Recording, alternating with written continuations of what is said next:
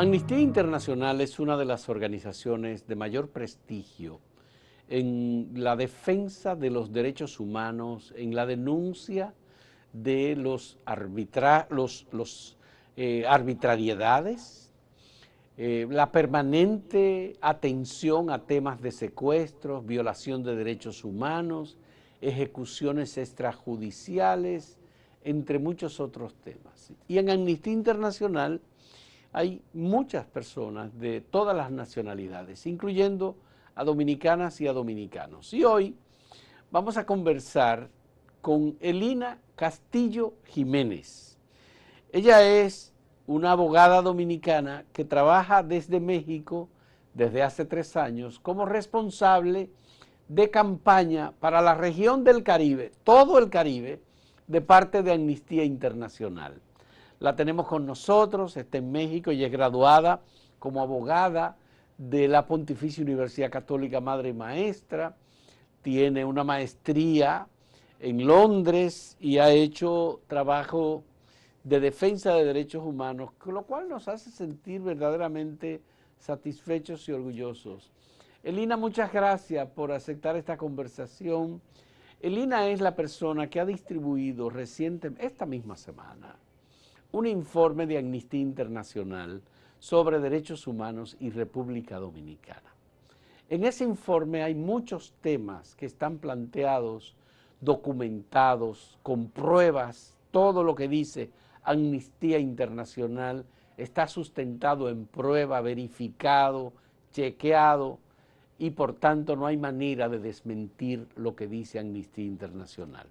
Elina, muchas gracias por aceptar este diálogo y a mí me gustaría que tú me hablaras del informe que ustedes acaban de presentar, en donde entran en un aspecto que la gente dice, pero ¿y por qué?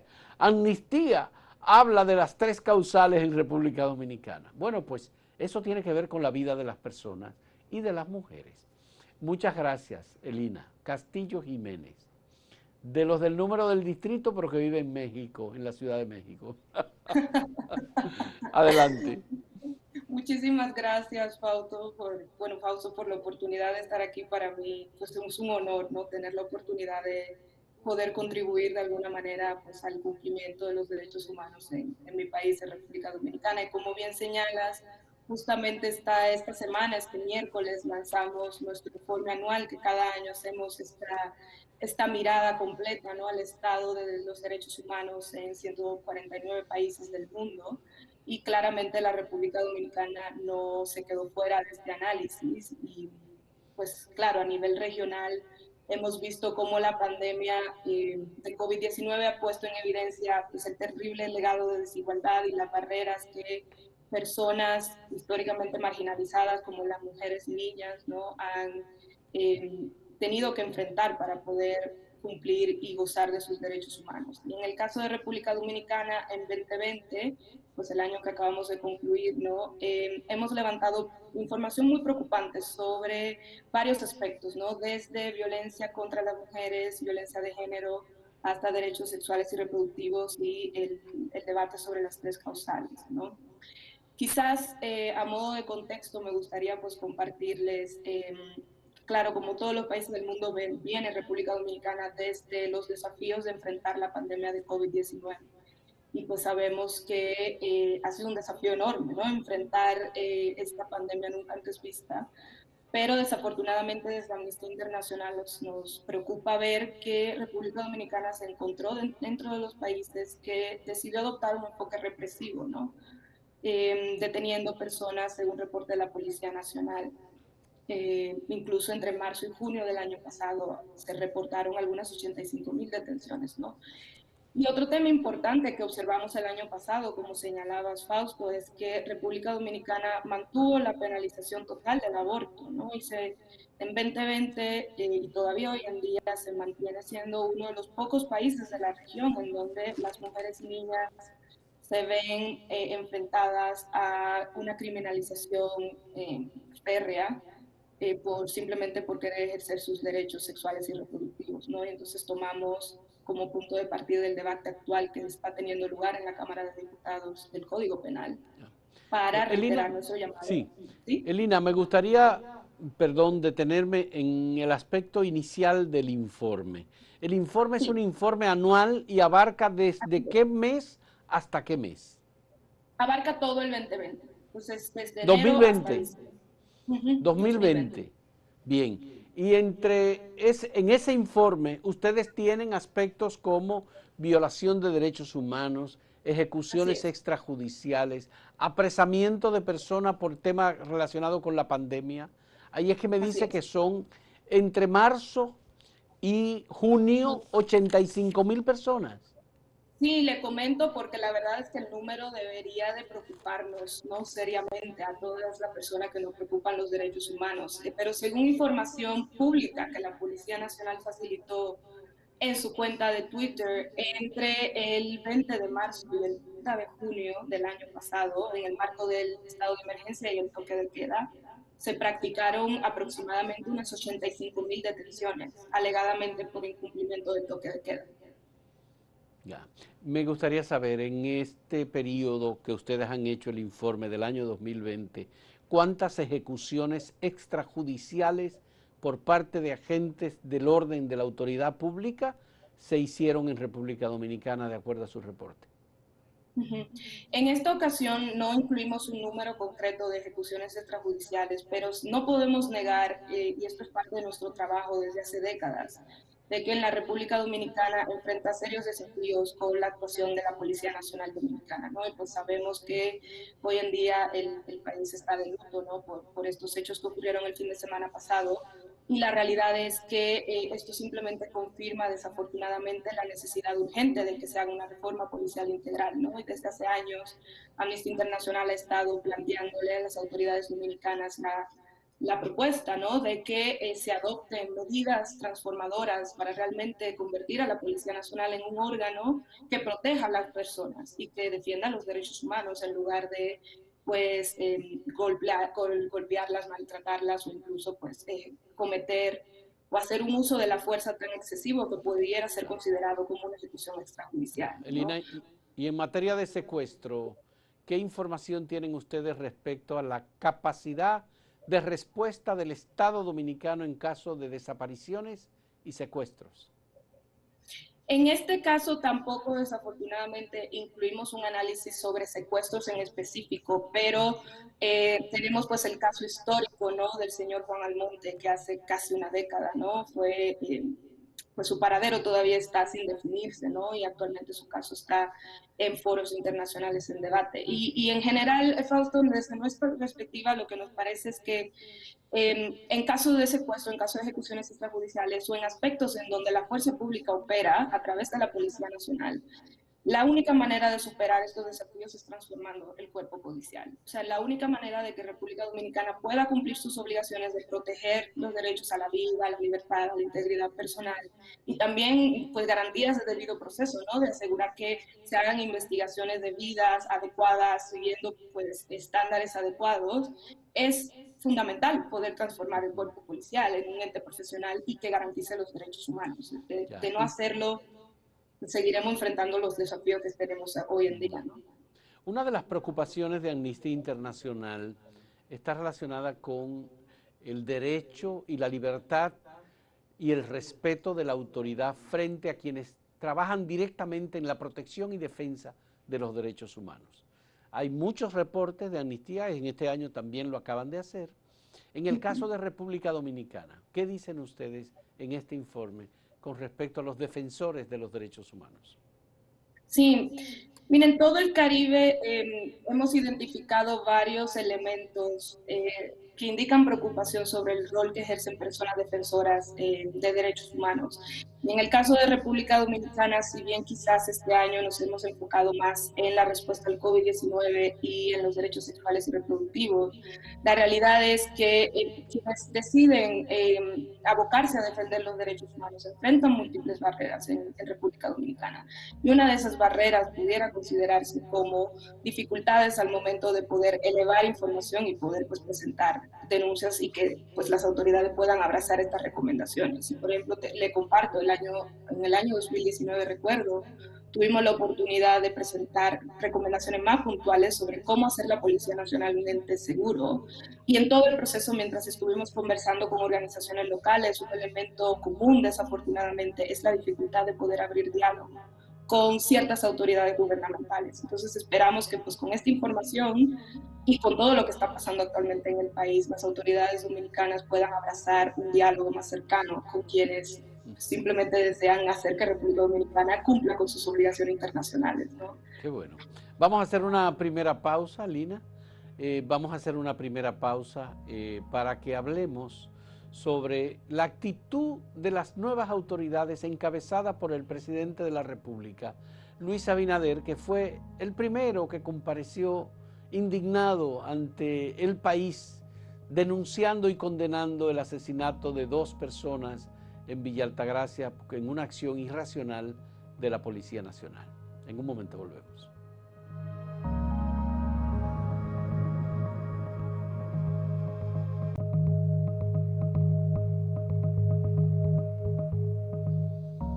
Lina, sé que no es objeto del informe, pero me gustaría saber la reacción de Amnistía Internacional y tú como responsable de campañas de Amnistía Internacional en toda la región del Caribe. ¿Cómo evalúas el comportamiento de la nueva autoridad representada por el presidente Luis Abinader ante situaciones de ejecuciones extrajudiciales como el caso de las 2 personas jóvenes que fueron asesinadas recientemente en Villa Altagracia? Sí, pues desde Amnistía Internacional nos apena ver, ¿no? Pues el desarrollo de casos como este y respecto de las posturas que el presidente Luis Abinader ha adoptado, nos parece que pudiera ser un paso firme y positivo hacia finalmente poder transformar la Policía Nacional en un órgano que realmente proteja, ¿no? Y que garantice los derechos humanos. Creo que es importante destacar, Fausto, que en su primera entrevista internacional, recordemos, el presidente Luis Abinader insistió en que dentro de su administración sería una gran reforma para la Policía Nacional. Y nos parece entonces importante poder recordarle al señor presidente que para que esa gran reforma sea efectiva, debe de hacerse necesariamente con un enfoque de derechos humanos en su gestión, ¿no? A través de los años, desde Amnistía Internacional hemos documentado múltiples instancias en las que agentes de la Policía Nacional no solamente no cumplen con su rol de protección, sino que violan derechos humanos, ¿no? Y además de casos de posibles ejecuciones extrajudiciales o de uso excesivo de la fuerza, hemos documentado casos de discriminación e incluso de abusos que pueden considerarse como tortura en contra de jóvenes de zonas marginadas o de sectores excluidos en zonas urbanas desde el 2007. O sea, estamos hablando que desde el 2007 Amnistía Internacional está instando a las autoridades dominicanas a que la Policía Nacional debe ser reformada. Y hace apenas un par de años, como comentaba anteriormente, pues documentamos cómo la policía golpea, viola, humilla y maltrata a mujeres que ejercen el trabajo sexual, a mujeres que están en una situación de exposición hacia encuentros con la fuerza pública y la fuerza pública pues comete estos actos en contra de ellas que definitivamente son violaciones de derechos humanos. Entonces, pues saludamos, ¿no?, el compromiso de que se haga una gran reforma desde esta administración, pero esta gran reforma, para que sea efectiva, debe priorizar un enfoque de derechos humanos, debe incluir, por ejemplo, el desarrollo de protocolos más efectivos para la investigación, ¿no?, incluyendo protocolos de investigación para temas de tortura y para temas de uso excesivo de la fuerza, ¿no? También debe incluir que se fortalezcan los mecanismos de investigación, porque en estas instancias una de las cosas más importantes es poder asegurar el acceso a la justicia, ¿no?, y que se aclaren los hechos.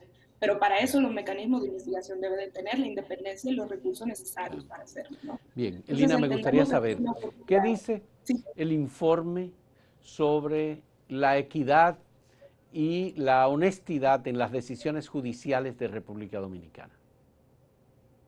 En este año, Fausto, no nos adentramos a analizar con detalle la, el performance, ¿no?, o la actuación del sistema judicial dominicano, como quizás sí hemos hecho en años anteriores. Cada año, solo a modo de comentario, pues Amnistía Internacional trata de destacar en función de cada año los temas más más, digamos, punteros, ¿no? En función de lo que la misma Claro. comunidad en el país en el que analizamos destaca. Esto no quiere decir que no hayan otras prioridades, ¿no? Claramente el No, lo sistema sabemos. judicial en todo país es algo Evidentemente que fundamental. el tema del COVID ha sido el tema Sí, así esencial, es, fundamental. Entonces, así en es. el caso del COVID específicamente, la pandemia, durante todo el año, desde marzo 19, cuando se estableció el estado de emergencia y luego toque de queda permanente, hemos mantenido, y ahora se acaba de aprobar 45 días más de estado de emergencia. ¿Cuál es el aspecto central, digamos, que el gobierno debe observar y transformar, que hemos cometido en medio de la pandemia o que hemos hecho que debía ser revisado? Sí, sí, Fausto. Desde Amnistía Internacional reconocemos honestamente que, claro, enfrentar la COVID-19 no es tarea fácil. No pretendemos decir que cada gobierno tiene una tarea fácil, pero definitivamente hay prácticas que se deben evitar y en el caso de República Dominicana nos parece que una práctica que se debe evitar es precisamente las jornadas de detenciones en el contexto de la pandemia. Hemos identificado algunos picos. El pico más preocupante fue el que mencioné, ¿no? De entre marzo y junio del año pasado con estos reportes públicos de la Policía Nacional. Pero también documentamos a través de videos y junto con nuestro equipo de verificación digital que agentes de la Policía Nacional, y volvemos, ¿no?, a la actuación policial, eh, colocaban a personas detenidas en posiciones de humillación, en posiciones de inseguridad, incluso pública, ¿no? Hemos identificado personas, por ejemplo, en la parte de atrás de camionetas de la Policía Nacional, sin mascarilla, sin distanciamiento social, alegadamente detenidas por incumplimiento del toque de queda, por ejemplo. Y si bien es cierto que quizás no hay una receta mágica, ¿no?, sobre cómo enfrentar la COVID-19, la realidad es que las medidas represivas no funcionan. Décadas de salud pública lo han demostrado con otras epidemias. La realidad es que lo que se debe adoptar es una postura de asegurar que si se adopta una medida de toque de queda o de cuarentena obligatoria, las personas tengan lo necesario para estar en casas seguras, ¿no? Y que no tengan necesidad de exponerse. Y si no es así, pues se debería evitar usar la fuerza pública para ejercer ese tipo de detenciones que la verdad la ciencia lo ha demostrado no son efectivas.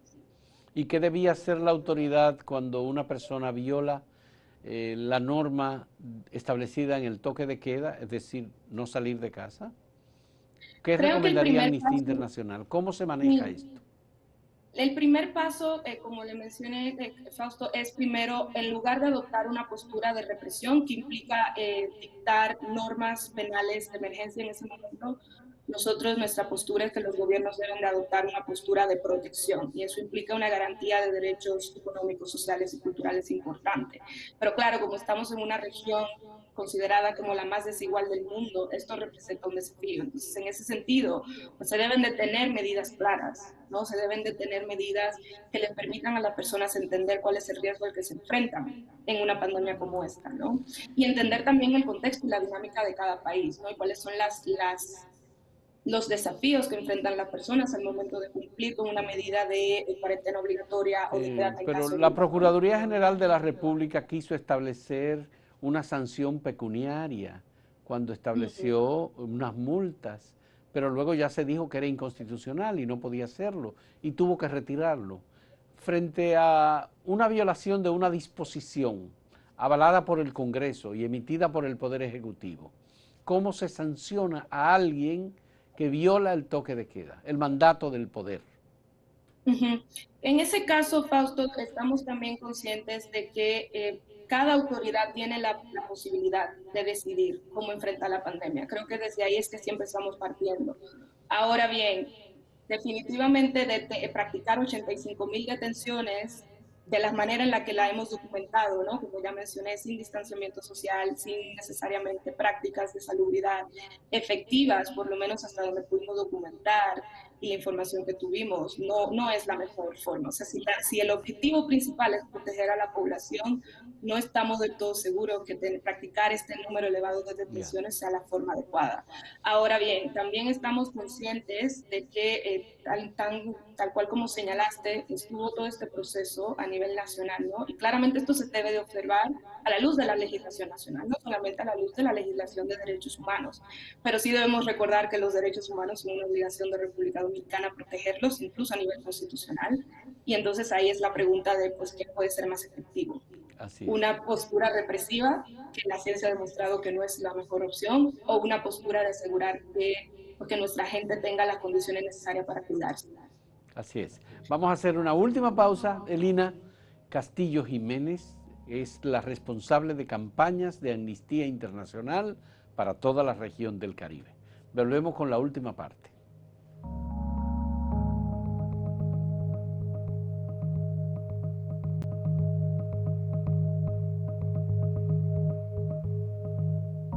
Elina, me interesa el punto de vista del informe sobre las tres causales. Quería dejar esa parte para el final porque es un aspecto vinculado directamente con la protección de las vidas de las mujeres y de las adolescentes. ¿Cómo ustedes reflejan en el informe el tema de las tres causales? Sí, sí, Fausto, definitivamente desde Amnistía Internacional estamos convencidos de que esta es una oportunidad histórica para que República Dominicana finalmente elimine la prohibición total del aborto en el Código Penal. Y es en su lugar que se aprueben las tres causales, que como bien sabemos es una demanda histórica, ¿no? Es una deuda histórica que el país tiene con las mujeres y niñas. Nos parece que adoptar las tres causales y despenalizarlas en el Código Penal sería un primer paso, pero definitivamente sería un paso decidido y un paso firme hacia demostrar un compromiso serio con la protección de la vida, la salud y la dignidad de las mujeres y las niñas en el país. Desde nuestra experiencia, la criminalización del aborto, Fausto, no es efectiva, ¿no? Más bien pone en riesgo la vida de millones de mujeres y niñas. Y décadas de análisis de salud pública y de normas de derechos humanos lo confirman. Entonces, si la criminalización está demostrada que pone en riesgo la vida de millones de mujeres y niñas, más bien instamos al Congreso de la República Dominicana que dentro de sus facultades adopte y abrace esta postura, ¿no? Que acepte esta oportunidad que tiene en sus manos de estar del lado correcto de la historia y de demostrarle al mundo que República Dominicana valora y protege la vida de las mujeres y niñas, valora y protege la salud de estas, y que en definitiva en República Dominicana es un país en donde se protege la dignidad de las mujeres, aprobando las tres causales. Ya. No sé si es una interpretación que hizo algún medio de comunicación en el país del informe, pero ustedes vinculan que durante junio, de marzo a junio, se apresaron 85,000 personas por violar el toque de queda, pero que en ese mismo periodo no hubo ningún tipo de acción judicial contra las prácticas de abortos ilegales en República Dominicana. Una práctica que, por cierto, bastante extendida y que no es legal y que se quiere mantener como penalizada, pero no se persigue. Sí, yo creo que es importante quizás hacer la separación, ¿no? De la situación de detenciones, que sí hago el acotamiento de que el reporte son de 85,000 detenciones, no necesariamente tenemos la información de si son personas, porque de hecho le hicimos la consulta a la Policía Nacional Dominicana a través de una solicitud de acceso a la información pública y esta es todavía la hora en la que seguimos esperando la respuesta. Así que tenemos que ir por los datos públicos con lo que contamos, que hasta el momento son 85,000 detenciones. Pero en cuanto a la criminalización del aborto, la principal preocupación es que con la simple inclusión de la criminalización en el Código Penal o en alguna norma, ¿no?, que indique alguna penalización criminal, desde la perspectiva del derecho penal me refiero, es una violación a los derechos humanos. O sea, el principio es que toda mujer debe de poder ejercer autonomía sobre su cuerpo y debe de poder tener autonomía sobre su salud. Entonces, por eso entendemos que realmente el hecho de despenalizar las tres causales es un paso importante y decidido, pero no sería el único a lo largo de la historia, ¿no? Sabemos que también República Dominicana desafortunadamente enfrenta altos niveles de violencia contra las mujeres, ¿no? Altos niveles de feminicidios, por ejemplo, altos niveles de embarazo en adolescentes. Y todos estos elementos, Fausto, lo que indican es un país que tiene que abrazar y asumir en serio, finalmente, defender la vida de las mujeres, defender la dignidad de las mujeres y las niñas y tomar pasos al respecto. Entonces, no Muy, necesariamente son temas que están vinculados muy como tal. brevemente, Elina, muy brevemente, ¿qué respuesta ofrece Amnistía Internacional a quienes dicen que se oponen a las 3 causales porque defienden la vida del no nacido? Nos parece, Fausto, que hay una postura en todo el debate alrededor de la autonomía del cuerpo y el ejercicio o la despenalización del aborto, y esto lo hemos visto en toda la región, en toda América Latina, que es esta postura de que despenalizar el aborto no garantiza la protección de la vida. Y la realidad es que el análisis de derechos humanos deniega totalmente eso. La realidad es que la penalización del aborto lleva a las mujeres y a las niñas a practicar abortos clandestinos. No elimina la opción de que se haga. Y la realidad es que esto es una decisión que le pertenece solamente a quien gesta, a la persona que está en estado de embarazo. Y eso es una decisión que no se debería de dejar en manos de personas que no tienen una decisión sobre ese cuerpo. El deber de todos los estados en nuestra región es asegurar que no haya una criminalización penal en contra de quien decida ejercer esa labor. Y la razón es simple, Fausto, es que se pone en juego la vida de la persona. Así es. Qué bueno.